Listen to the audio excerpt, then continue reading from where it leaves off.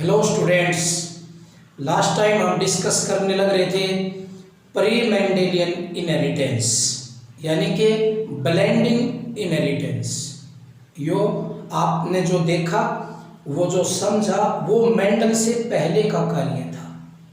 आज हम करेंगे मेंडेलियन इनहेरिटेंस यानी कि जो मेंडल ने क्या कार्य किए, किस किस तरीके से कार्य किए, किस प्लांट के ऊपर एक्सपेरिमेंट किए, मेंडल कौन था और इसका क्या कंट्रीब्यूशन रहा है जेनेटिक्स में। तो टॉपिक का नाम है मेंडल एंड हिज वर्क। इससे पहले हमने किया प्री मेंडेलियन। मेंडल से पहले वाली जो बातें बताई थी वो इनहेरिटेंस के मैकेनिज्म को बताने में विफल रही, सफल नहीं हो पाई।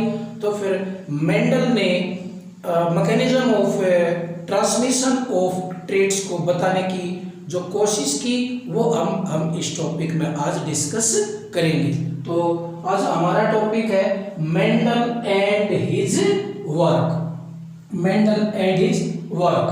मेंडल ये क्या था? ग्रीगोर जॉन मेंडल, इसका पूरा नाम था Gregor John Mendel. is the father of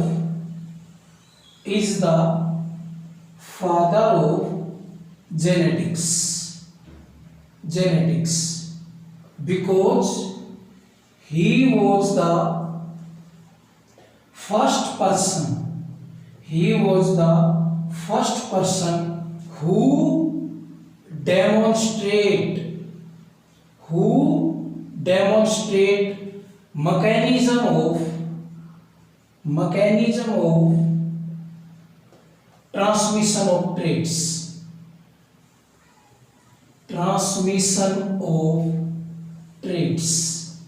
from one generation to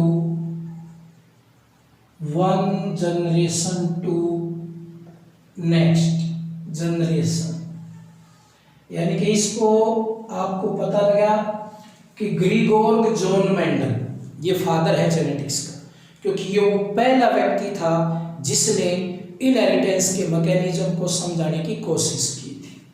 because he was the first person who demonstrate mechanism of transmission of trait from one generation to next. Mendel born इन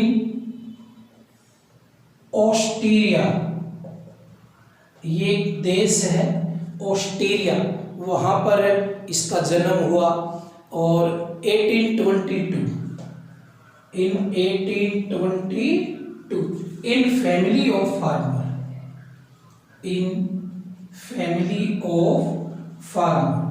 आप देख सकते हैं एक साधारण किसान के घर में जन्म लेके इतने बड़े पद तक पहुंचना, ये कोई सहज सरल और साधारण बात नहीं है कि वो जेनेटिक्स का फादर बनते हैं। आगे चल के जेनेटिक्स के फादर की उपाधि उनको मिलती है और जन्म एक साधारण किसान के घर में लेने के बाद फार्मर के अंदर। ही was the good student of, इसको बहुत सारी चीज़ों को समझने में काफ़ी महारत हासिल थी। Physics, maths, natural science and biology.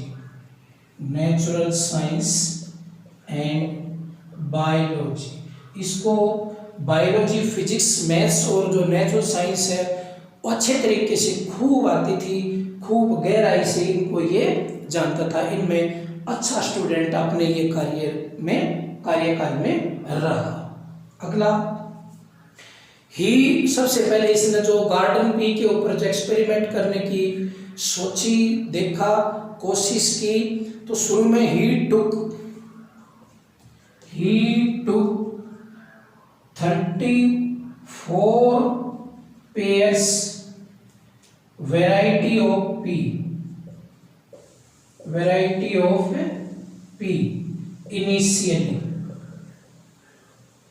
Initially इसने 34 pairs variety of P, P मतलब वो गार्डन पी की ली थी ऐसे।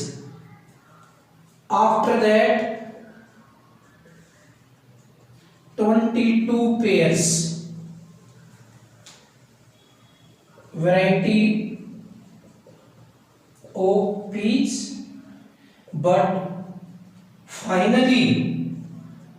but finally he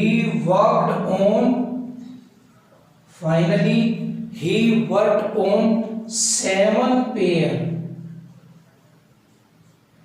variety of pea plant, variety of pea plant। शुरू में ये 34 पेयर्स इसके पास पी प्लांट की वैरायटी थी जिसके ऊपर इसने काम करना चाहा। फिर धीरे धीरे इसने सोचा कि नहीं, मैं अगर इतनी सारी पे काम करूंगा तो रिजल्ट फ्रूटफुल देर से होंगे और पूर्णतः सफल भी नहीं हो पाऊंगा। तो इसने फिर 22 पेयर्स ऑफ वैरायटी पे ली, लेकिन इसको फिर इसने और घटा के 7 पेयर्स वैरायटी ऑफ पी के ऊपर काम किया। इसने जो पी प्लांट लिया था अपने एक्सपेरिमेंट के लिए वो गार्डन पी प्लांट था। क्या था? Garden pea plant.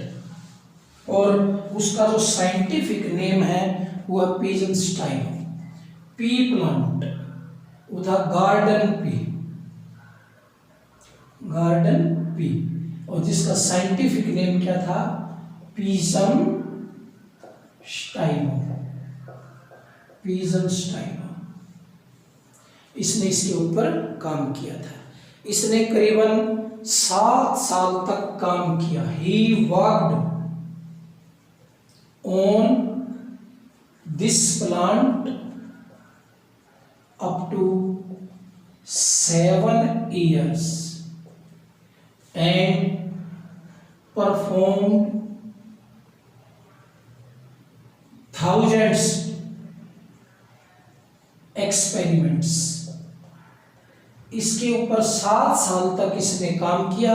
इस मटर के पौधे के ऊपर 7 साल तक काम किया और हजारों एक्सपेरिमेंट कर डाले।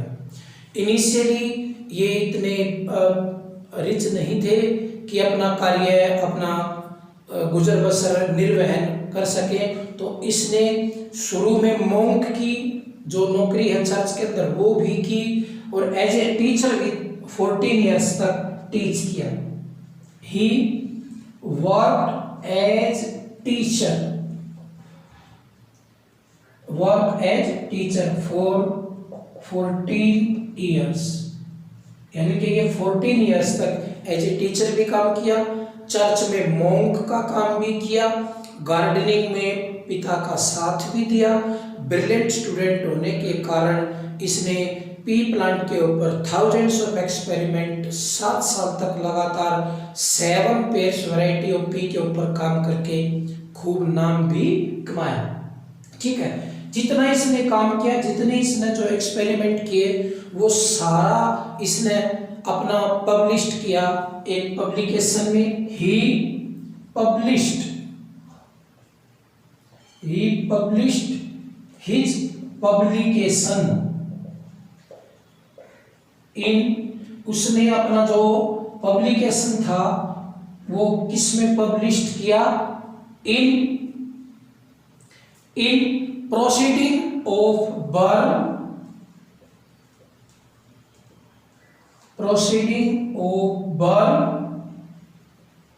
Natural science society, natural science society inverted commas के अंदर।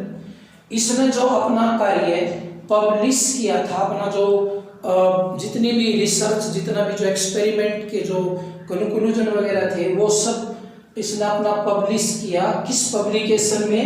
Proceeding of Bern natural science society, एक पब्लिकेशन था, उसमें इसने इसको पब्लिश अपना पूरा कार्य किया। ही डाइड इन 1884, वो 1884 में इस दुनिया से अलविदा हो गए। और उसका इतना कार्य जिसने थाउजेंड्स ऑफ एक्सपेरिमेंट किए और कई साल तक एक्सपेरिमेंट किए बिना किसी रिकॉग्निशन के, इसको कोई पहचान नहीं मिल पाई। तो he died in 1884 without any proper recognition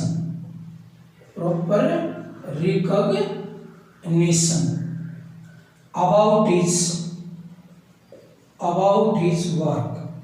इसने जो मेहनत की, इसने जितना भी जो कार्य किया, उसको इसकी प्रॉपर पहचान नहीं मिल सकी। उसके पीछे कुछ कारण थे, अभी हम उन कारणों को डिस्कस करेंगे। बट बिना पहचान के इन 1884 में कोई प्रॉपर पहचान के और वे इस दुनिया से चल बसे। फिर अब एक क्वेश्चन ये आता है कि उन्होंने लगातार 7 साल तक काम किया, थाउजेंड्स ऑफ एक्सपेरिमेंट किए, इतना ब्रिलियंट स्टूडेंट था, तो इसके कार्य को पहचान क्यों नहीं मिली? क्या कारण रहे कि इसको इसके कार्य की पहचान नहीं मिल पाई? और फिर क्या कारण रहे, कौन साइंटिस्ट इसके पीछे रहे कि इसको फादर ऑफ जेनेटिक्स के उपाधि तक इसके नाम को लेके गए? अब हम उन्हीं को करेंगे। तो पहले तो करते हैं कारण कि इसका कार्य क्यों अननोटिस रहा, अनरिकॉग्नाइज इसके कार्य को माना गया। तो reason why Mendel work remains unnoticed. Question आता है, ये पूछ लेते हैं, वाई मेंडल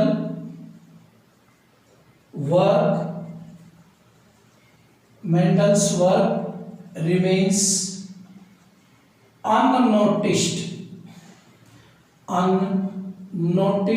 या unrecognized। इसका कार्य अननोटिस्ड और अनरिकॉग्नाइज्ड क्यों रहा? एक बात, पहली तो ये बात थी, इसने जो अपने कार्य का जो पब्लिकेशन जिस पब्लिकेशन में किया था उसका सर्कुलेशन कम हुआ। जैसे मान लीजिए कोई न्यूज़पेपर है, वो न्यूज़पेपर अगर जितने थोड़े एरिया में बटेगा तो वो उसी एरिया के लोग ही उस न्यूज़पेपर के बारे में जानेंगे। अगर वही न्यूज़पेपर लार्ज एरिया के अंदर सर्कुलेट होगा, वहाँ पर बटेगा, तो लार्ज एरिया उस न्यूज़पेपर के बारे में जानेगा। तो एक तो ये कमी थी कि इसका जो सर्कुलेशन था, इसके पब्लिकेशन का, वो कम था, वो थोड़ा था, वो लिमिटेड था। तो लिमिटेड सर्कुलेशन ऑफ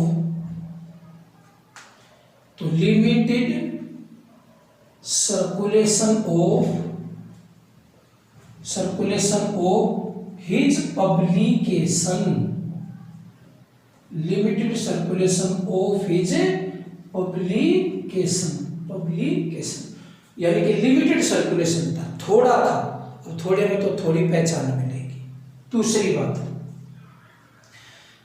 उस समय पे डार्विन ने एक पॉपुलेशन थ्योरी दी हुई थी।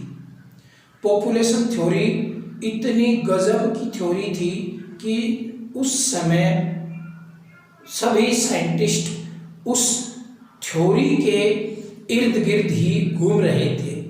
यानी कि world was being rocked to Darwin theory. जो नेचुरल सिलेक्शन थ्योरी थी डार्विन की, तो उस समय पे सारे जो साइंटिस्ट थे उस समय के, वो उसी थ्योरी की तरफ ध्यान लगाए हुए थे और इसके कार्य की तरफ ध्यान कम गया, जिसके कारण इसको रिकॉग्निशन नहीं मिली।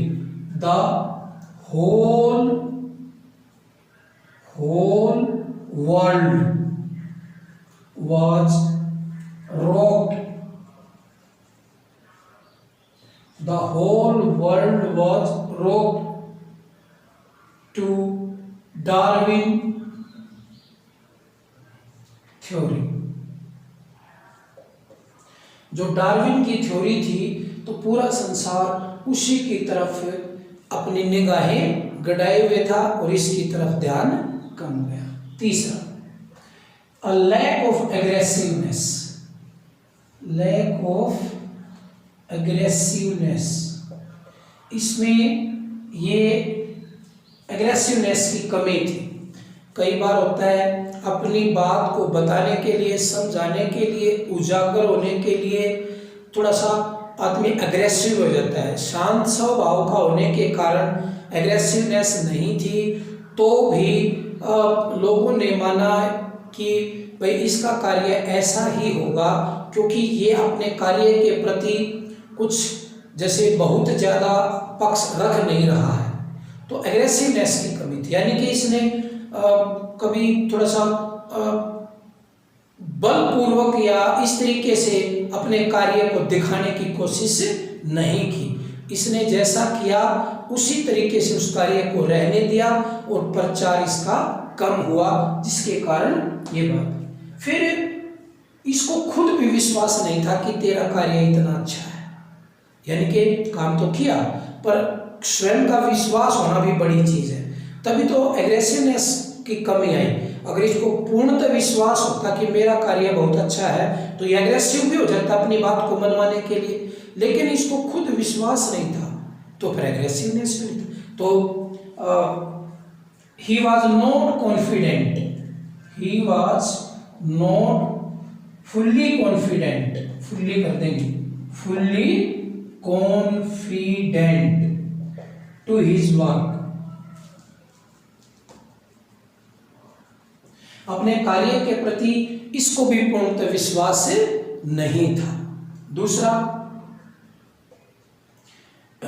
इसने जो मैथमेटिकल्स लॉजिक और स्टैटिस्टिकल लॉजिक यूज किए थे उस टाइम पे, तो बहुत कम ही साइंटिस्ट उनके बारे में जानते थे।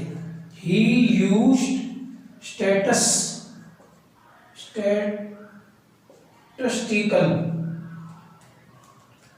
statistical and mathematical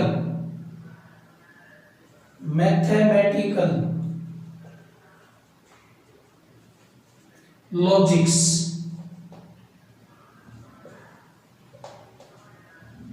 he used statistical and mathematical logics, LOGICS,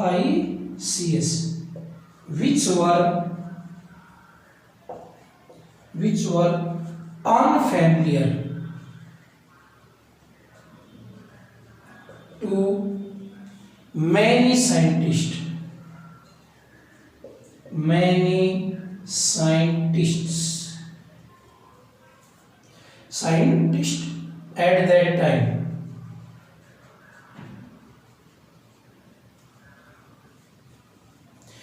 यानी कि इसने जो मैथमेटिकल्स और जो स्टैटिस्टिकल जो लॉजिक्स यूज किए थे वो उस समय के बहुत सारे साइंटिस्टों से कैसे थे, अनफेमिलियर थे, वो उनके बारे में नहीं जानते थे। अब वो नहीं जानते थे, उन्होंने भी इनको कम सपोर्ट किया। और एक और खास वजह, ये कोई फिजिकल प्रूफ अपने कार्य के प्रति नहीं दे पाए। इन्होंने जो कार्य किया था उस कार्य के फेवर में इन्होंने फिजिकल जो एविडेंस है, जो प्रूफ है, वो नहीं दिया। तो ही could not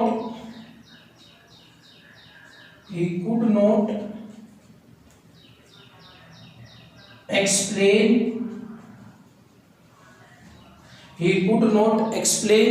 their physical evidences,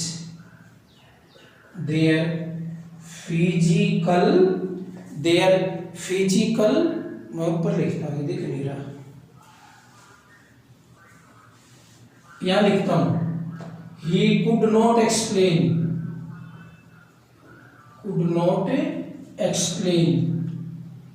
their physical evidences,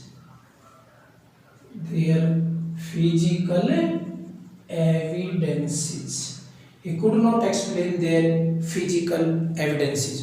जो फिजिकल एविडेंसेस थे ये नहीं दे पाए उनको एक्सप्लेन कि क्या किस एविडेंस को वो माने कि इससे इनहेरिटेंस हुआ है या ट्रांसमिशन ऑफ ट्रेट हुआ है। तो फिजिकल प्रूफ ना होने के कारण भी इसके जो कार्य है वो इतना ज़्यादा रिकॉग्नाइज्ड नहीं हुआ। तो ये मुख्य कारण थे कि मेंडल के जो वर्क था वो अननोटिस रहा। अब यानी कि अब देखो फिर इन 19 ऐसे हु रीडिस्कवर्ड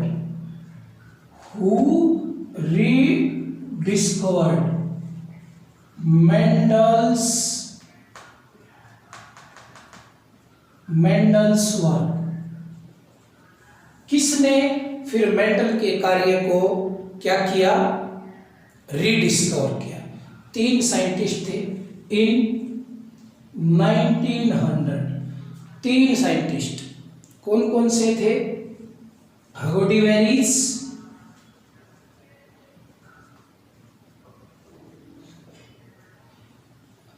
कार्ल कोरेन्स और टेस्सरमैन।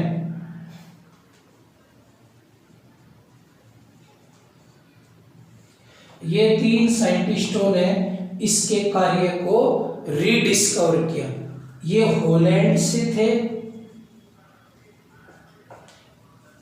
H फॉर हॉलैंड, और कार्ल कोरेन्स जर्मनी से थे, और जो टेस्सरमैन थे वो इसी के हमवतन, इसी के देश ऑस्ट्रिया से बिलोंग करते थे।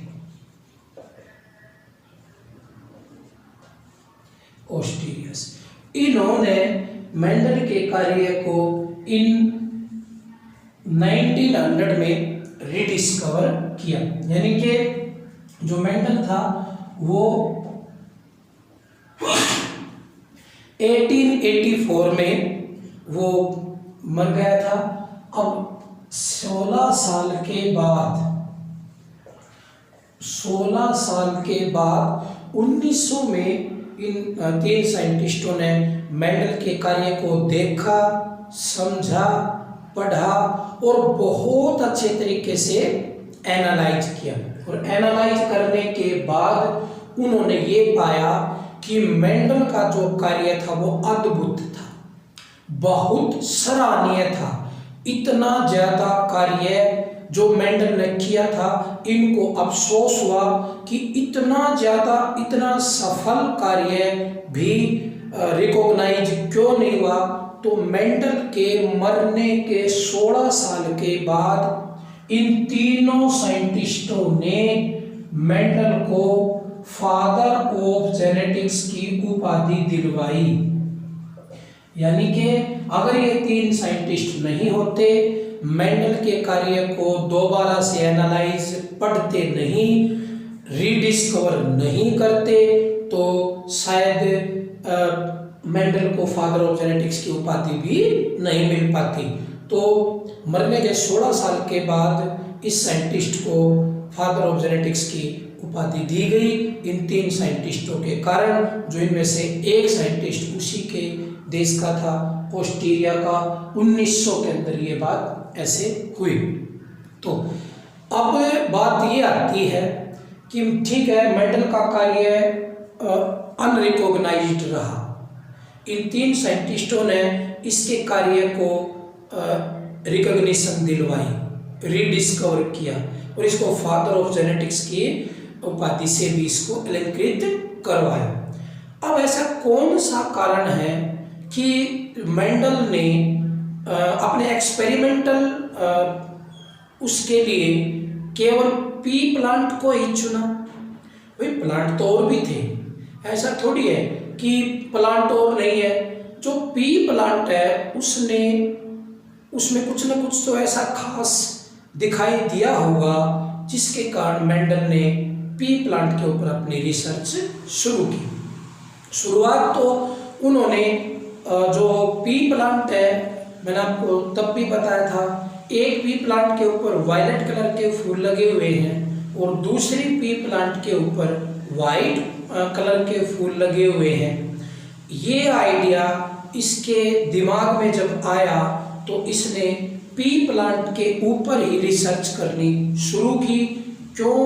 क्योंकि इसके मन में ये बात थी कि ऐसा कैसे हो सकता है कि प्लांट एक ही है लेकिन इसमें फूल अगर हम वायलेट भी खिल सकते हैं और वाइट भी खिल सकते हैं। फिर इसने दो टाइप के सीड देखे, यानी कि राउंडेड सीड और रिंकल्ड सीड। इस तरीके से धीरे धीरे इसने मटर के कुछ कैरेक्टर्स यानी कि स्टडी किए और स्टडी करने के बाद ये निर्णय लिया कि मैं पी प्लांट के ऊपर अपनी रिसर्च करूंगा। तो क्वेश्चन बनता है why Mendel select P plant, why Mendel select P plant.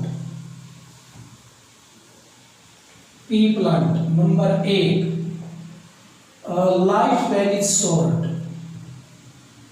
Life span is short, 3 महीने का है, यानी कि एक जनरेशन 3 महीने में रेडी हो जाएगी। तो इसका लाइफ स्पैन छोटा था और एक जनरेशन में बहुत सारे बीज भी मिल सकते थे।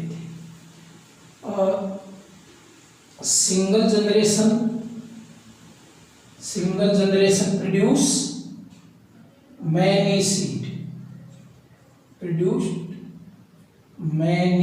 सीड, एक ही जनरेशन में बहुत सारे बीज बन जाते हैं, एक ही। दूसरा, easy to culture and maintain, easy to culture and maintain, इसको कल्चर करना और मेंटेन करना सरल था। अगला देखो, जैसे ये इस पे सेल्फ पॉलिनेशन करवाना चाहे तो सेल्फ पॉलिनेशन भी, और क्रॉस पॉलिनेशन करवाना चाहे तो क्रॉस पॉलिनेशन भी, दोनों तरीके की पॉलिनेशन इस पर संभव थी। He can perform cross as well as self pollination in flower. He can perform cross as well as self pollination in flower। फूल के अंदर ये आर्टिफिशियली सेल्फ या आर्टिफिशियली क्रॉस पॉलिनेशन कर, जिसको अगर इसको सेल्फ पॉलिनेशन करवानी है तो भी वो भी हो जाएगी, और क्रॉस पॉलिनेशन करवानी है आर्टिफिशियली तो वो भी हो जाएगी। तो ये एक बड़ा पॉइंट था इसका, जिसके कारण इसमें इसने इसको सफलता दिलवाई। अगला जो पी प्लांट है, पी प्लांट के अंदर जीन की इंटरेक्शन नहीं पाई जाती। Luckily pea plant have no gene interaction,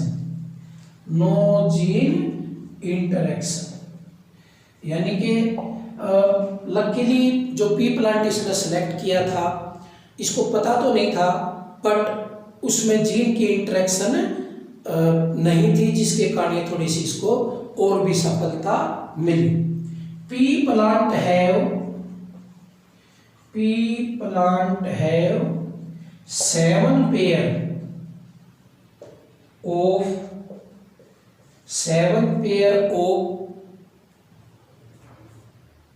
contrasting character. Pea plant के पास कितने पेयर हैं? 7 पेयर ऑफ कॉन्ट्रास्टिंग कैरेक्टर। ये इसका एक विशेष पॉइंट था। मतलब पी प्लांट के पास 7 पेयर्स ऑफ कॉन्ट्रास्टिंग कैरेक्टर थे। कॉन्ट्रास्टिंग कैरेक्टर का मतलब होता है वे कैरेक्टर जो अपोजिट कंडीशन में पाए जाए, जैसे वायलेट फ्लावर, वाइट फ्लावर, और टॉल ड्वार्फ। जैसे सीड की शेप लेंगे राउंडेड, रिंकल्ड, जैसे जो अपोजिट कंडीशन के होते हैं, जैसे लंबा छोटा, मोटा पतला। तो अपोजिट कंडीशन के जो कैरेक्टर होते हैं वो कॉन्ट्रास्टिंग कैरेक्टर होते हैं, और इस तरीके के कॉन्ट्रास्टिंग कैरेक्टर मटर में 7 पेयर्स थे, जो अब हम उनको डिस्कस करेंगे। 7 पेयर्स किसके? पी प्लांट के। कौन से कैरेक्टर? Contrasting character. अगर आपसे कोई पूछे कॉन्ट्रास्टिंग कैरेक्टर तो आप ये भी बता सकते हैं कि contrasting characters are those characters which exist in opposite condition, जैसे टॉल स्मॉल। तो अपोजिट कंडीशन में पाए जाने वाले इन कैरेक्टर्स को कॉन्ट्रास्टिंग कैरेक्टर कहते हैं। अगर आपसे पूछे कितने होते हैं पी प्लांट के अंदर तो आपको बताना है 7 पेयर्स, और वो 7 पेयर्स कॉन्ट्रास्टिंग कैरेक्टर के ऊपर ही लगातार क्या करता चला गया? एक्सपेरिमेंट। ठीक है, फिर एक्सपेरिमेंट किए, उसका कार्य रिकॉग्नाइज हुआ, मटर का पौधा उसने लकीली भी चुन लिया, रिजल्ट भी ठीक आए। तो सबसे बड़ी बात यह है कि जो मेंडल की स्ट्रेटजी थी वो क्या थी? Strategy of Mendel, strategy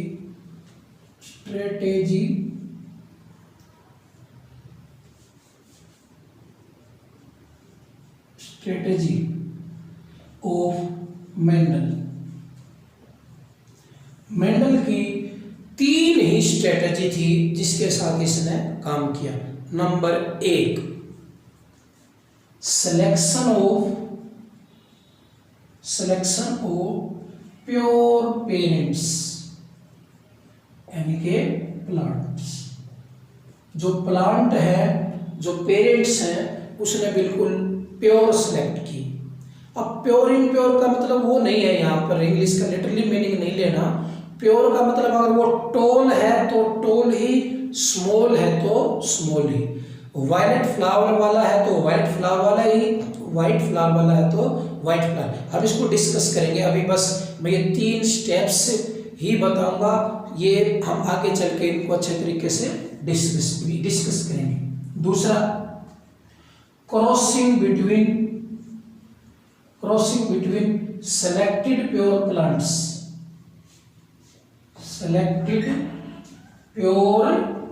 plants, for F1 generation. सबसे पहले तो इसने किसको सेलेक्ट किया? प्योर प्लांट्स को सेलेक्ट किया। ठीक है, और फिर दोनों यानी कि एक मेल।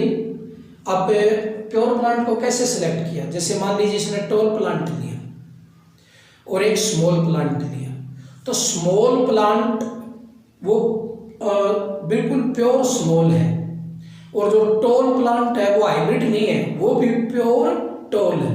अब उन्होंने सेलेक्ट कर लिया। अब इन दोनों के बीच में इसने क्रॉसिंग कराई। क्रॉसिंग कराने का मतलब क्या है? एक प्लांट को इसने मेल मान लिया और एक को फीमेल। प्लांट को कैसे मानेंगे?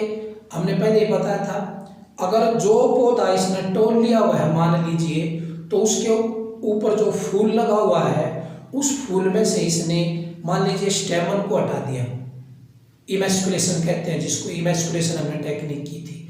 स्टेमन हटा दिया तो उसमें पिस्टिल बच गया, तो वो फीमेल प्लांट या फीमेल फ्लावर का काम करेगा। और दूसरे प्लांट में से पिस्टिल को हटा दिया तो वो मेल प्लांट या मेल फ्लावर का काम करेगा। तो एक मेल बन गया, एक फीमेल। कैसे बने? इमैस्कुलेशन मैंने आपको समझाया था, बताया था। अब वो मेल फीमेल हो गया। अब उन दोनों को क्या करवा दिया? क्रॉस। जब दोनों को क्रॉस कराएंगे तो अगली जनरेशन आएगी। उस अगली जनरेशन को, उस पहली जनरेशन को हम F1 जनरेशन कह रहे हैं, यानी कि फर्स्ट फिलियन, एक वर्ड यूज करते हैं, फर्स्ट फिलियर जनरेशन। तो पहले सिलेक्शन ऑफ प्योर प्लांट्स, फिर उन प्योर प्लांट्स को सिलेक्ट करने के बाद उनमें क्रॉस करवा दी, इमैस्कुलेशन, बैगिंग, टैगिंग करके उन दोनों में क्या करवाई? क्रॉस। हमें क्या मिली? F1। तो जो सिलेक्टेड पेरेंट्स के बीच में जो क्रॉस पोलिनेशन करवाई है वो F1 जनरेशन लेने के लिए करवाई है। अगर F2 जनरेशन लेना हो तो F1 और F1 के बीच में क्या करा देंगे? सेल क्रॉसिंग या selfing between F1 and F1। F1 और F1 के बीच में अगर सेल्फ करा देंगे, क्योंकि ये F1 जनरेशन हमें यहां पर मिल गई, अब इन F1 और F1 के बीच में क्रॉस कराएंगे तो to get F2 generation, F2 generation. तो क्या मिल जाएगी? F2 generation. तो पहला जैसे मान लीजिए सेलेक्ट कर लिए मेल और फीमेल, मेल फीमेल, ये प्योर है, ये भी क्या है? प्योर। मान लीजिए ये टॉल है और ये स्मॉल है, तो ये प्योर मेल नहीं, प्योर स्मॉल, ये प्योर फीमेल नहीं, प्योर टॉल। हम कैरेक्टर की बात करें। अब पहला स्टेप, दूसरे में ही मेनों ने क्या करवा दी? क्रॉस। तो हमें क्या मिल गई?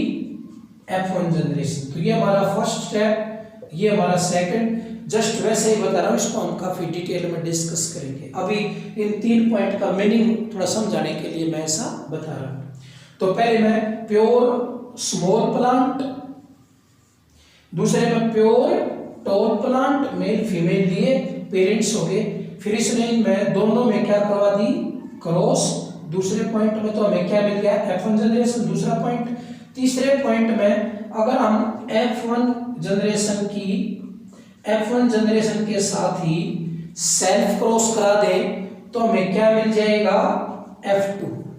तो हमें क्या मिल जाएगा? ऐसे इधर लिख देता हूं F2 जनरेशन। तो सिलेक्शन ऑफ पेयर, इसने प्योर प्लांट को सिलेक्ट किया, फिर प्योर प्लांट के बीच में इसने क्रॉसिंग करवाई, मैस्कुलेशन बैगिंग टेक्निक सब यूज करते हुए F1 जनरेशन ली, और फिर F1 और F1 के बीच में क्रॉस करा के इसने F2 जनरेशन ली। तो ये मेंडल की थ्रू आउट स्ट्रेटेजी रही कि इसने इन 3 बातों पर विशेष रूप से ध्यान दिया। पहले तो इसने जो पेरेंट्स को सिलेक्ट किया वो बिल्कुल प्योर लिए, फिर प्योर के बीच में उसने क्रॉसिंग करा के F1 जनरेशन को प्राप्त किया, फिर F1 जनरेशन के बीच में सेल्फ क्रॉस करा के F2 जनरेशन को प्राप्त किया। इस तरीके से ये एक्सपेरिमेंट करता रहा, और पहली जनरेशन में क्या रिजल्ट आए, दूसरी जनरेशन में क्या रिजल्ट आए, तीसरी जनरेशन में क्या रिजल्ट आए, रिजल्ट्स को इकट्ठा करता रहा और अंत में सफल हुआ। हम फिर हाजिर होंगे इससे आगे वाले नेक्स्ट टॉपिक को लेकर। तब तक इसको रिवाइज करें, समझें, पढ़ें, और प्रॉब्लम हो तो ग्रुप में मैसेज करें।